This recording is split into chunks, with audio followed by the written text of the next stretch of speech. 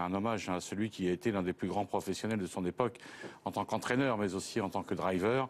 Léopold Verhoeven, personne n'a oublié le champion Eleazar qui fut son partenaire dans un prix d'Amérique. Voici les partants de la course, sans le numéro 4 énergétique qui ne sera pas de la petite fête. Beaucoup d'argent sur le numéro 6, Élan du Rocher, confié à Franck Nivard, qui partira donc avec les priorités, sans oublier bien sûr aussi le numéro 5. Et puis sur ce nouveau tableau, on découvre la position favorite. Elle est appropriée donc au numéro 11, Equinox JL, confié à Franck Ouvry. Direction maintenant la piste, le Grand Chariot est là-bas. Il va donc nous compter les trop d'essais de tous ses concurrents.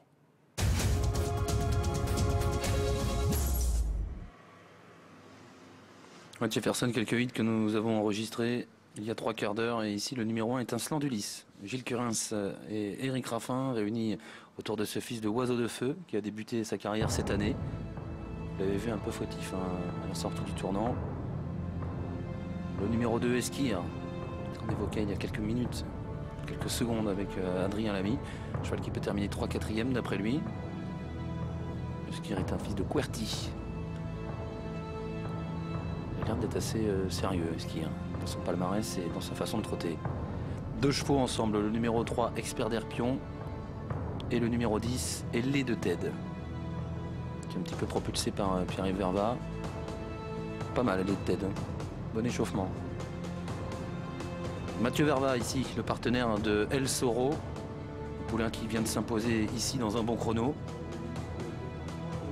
Attention à ce poulain, c'est une belle chance, un fils de Pinchipoud. Le 6, Élan du Rocher, avec Franck Nivard, fils d'Anna Mourdofort, qui a des bons résultats depuis le début de sa carrière. 3 courses, 1 victoire, 1 disqualification et 1 deuxième place. Émeraude Étoilée, numéro 7. Une des 2 pouliches de la course, une fille d'Orlando Vici. Première et deuxième en 2 sorties. Entraînement et drive de Guy Verva. Pouliche qui a pas mal d'allure. Le numéro 8, Éole d'Herp. Il a un petit peu de métier. Il reste sur une disqualification et son échauffement est pas mal. Le 9, Enzo du Vivier. Le fils de Saxo de Vandel, qui va être drivé par Christophe Martens. Lui aussi a déjà gagné une course.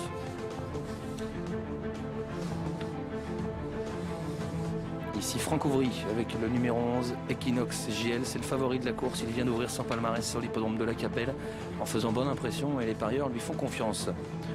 Fred avec Mathieu Verva pour évoquer El Soro, le numéro 5. Ouais, c'est un poulain qui a gagné de bonne manière ici dans un bon chrono, plus Mathieu.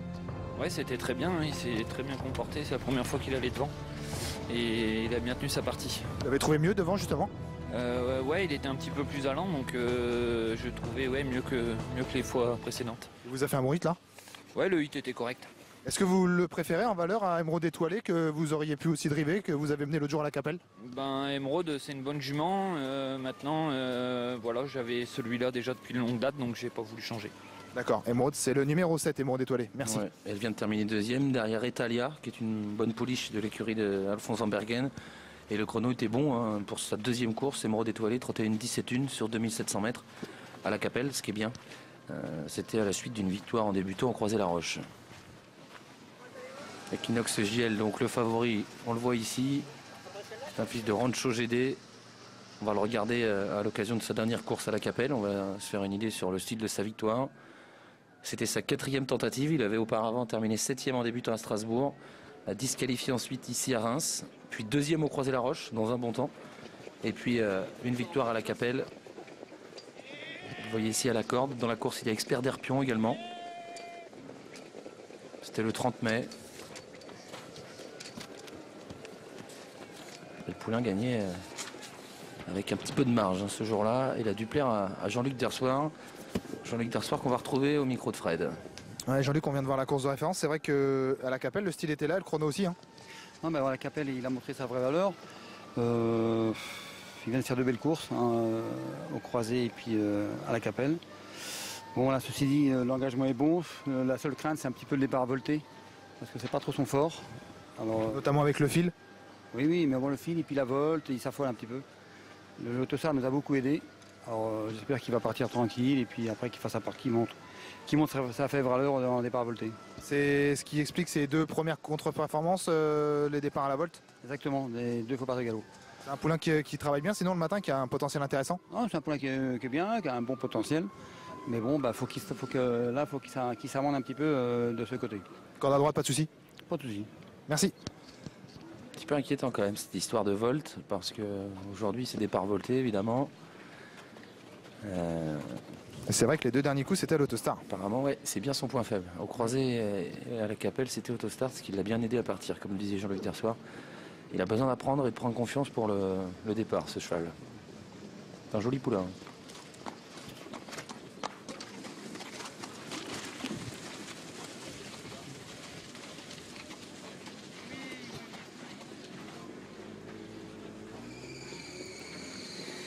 Entrée en piste de Élan du Rocher, le numéro 6, entraîné et drivé par Franck Nivard. D'ailleurs, le pilote s'est confié tout à l'heure au sujet des chances de son poulain au micro de Fred. Est-ce que votre poulain, Élan du Rocher, vous a plu la dernière fois ici? C'est le 506. Ouais, c'était pas mal. Il avait bien couru. C'est un poulain sérieux. À gauche, ça n'avait pas été, c'est pas trop un gaucher, mais normalement à droite, il est assez sûr. Il est compétitif aujourd'hui, selon vous? Ouais, normalement le cheval est resté bien, il a une chance. Il avait gagné en débutant à Cholet, donc corde à droite, disqualifié ensuite à Rambouillet. Une piste corde à gauche et deuxième ici derrière Erasmus de Gaudrel en 1,17,6 sur 2600 mètres. Pour comparaison, El Soro qui porte le numéro 5 aujourd'hui gagnait l'autre jour en 16,8. Donc dans un temps qui était meilleur. Et celui qui le battait a terminé 5e à Vichy depuis avant-hier. Erasmus de Gaudrel. Erasmus de Gaudrel. Dans un bon lot, par contre. Ouais, c'était vraiment un bon lot à Vichy. Mais là, je pense que le lot est intéressant aussi. Oui, tout à fait. On suit ici El Soro. Poulain peut-être un petit peu froid. On l'a muni de hier australienne. Mathieu Verva disait que la dernière fois devant, il était un petit peu plus dans le collier. Il avait l'air un peu froid aussi tout à l'heure à l'échauffement, tout seul. Il se fait pas trop de billes apparemment.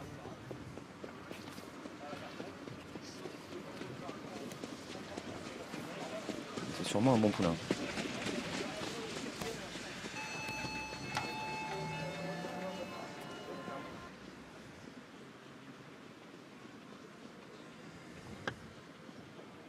Fred.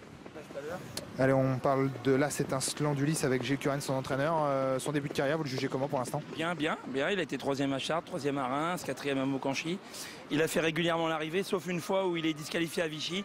Il était en 2e position de l'année tournant. Il aurait fait l'arrivée aussi ce jour-là. Le lot a l'air intéressant ici. Est-ce que vous pensez qu'il a une chance pour prendre une place au moins? Le lot est très bon. Ouais. Et Equinox Giel, là, il nous a mis l'autre jour, là, il nous a mis la misère avec un autre cheval. J'étais 2e avec un autre cheval qui trotte aussi derrière lui.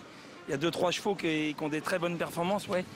Donc avant le coup c'est compliqué, on va essayer de faire plaisir, Monsieur Pig va essayer de faire plaisir à Madame Véroquen parce que c'est le prix Léopold Véroquen aujourd'hui. Donc voilà, c'est un petit peu pour ça aussi qu'on court. Donc on serait très content de prendre une place et on va dire voilà une 4e place. On a la chance d'avoir un très bon driver. Donc si on est 4e, on sera content. Super, merci. 23 contre 1 pour l'As, est un slan d'Ulysse.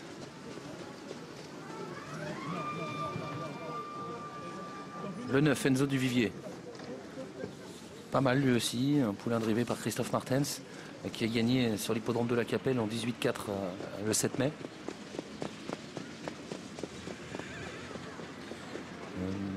Pour comparaison, 16-9 pour le chrono d'Equinox Giel à la Capelle sur le même parcours.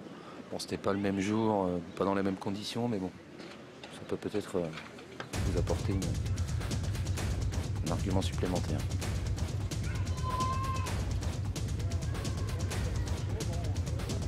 Jérémy Koubich m'a dit que expert d'Herpion le 3 était un bon poulain, il l'estime un peu.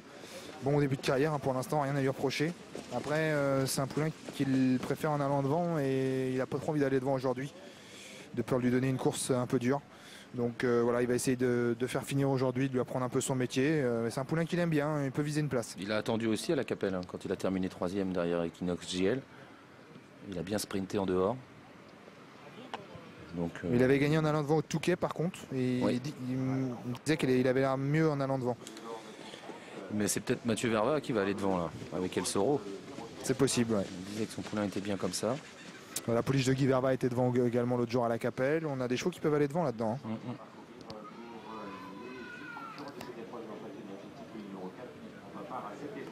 Ça peut jouer au départ hein, pour Equinox JL. Fragile au moment de la volte. Fébrile plutôt. Les concurrents sont en train de se placer, on va partir.